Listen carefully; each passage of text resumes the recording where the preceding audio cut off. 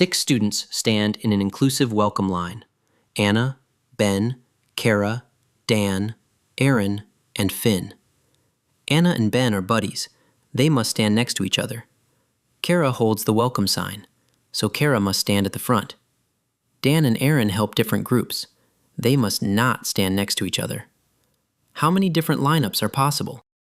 Pause the video. Try it before I show the trick. Hint: count all valid lineups first, then subtract the bad ones. Here's the trick. 3 steps. Step A. Count all lineups with the buddy block. Cara at the front, one way. Treat Anna and Ben as one block. Then arrange the block. Plus Dan, Erin, and Finn. That is 4 things to put in the remaining 5 spots. 4 factorial equals 24 block arrangements. Step B. Now count the bad ones. The bad lineups are those where Dan and Erin happen to stand next to each other. Treat Dan and Erin as a block too, so we have 2 blocks and Finn. That is 3 things in a row. 3 factorial equals 6, times 2 for Dan and Erin swap inside their block. That gives 12 bad arrangements. Step C.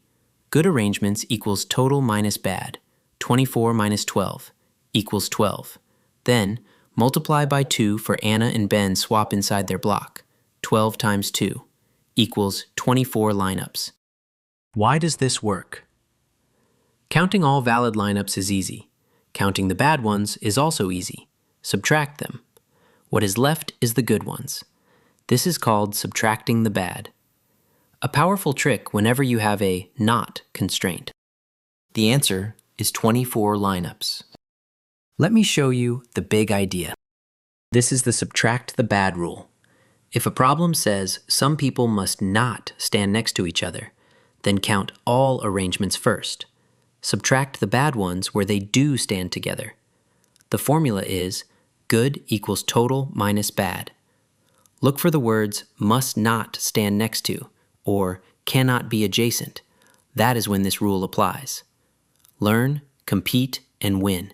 Visit competitivekids.org.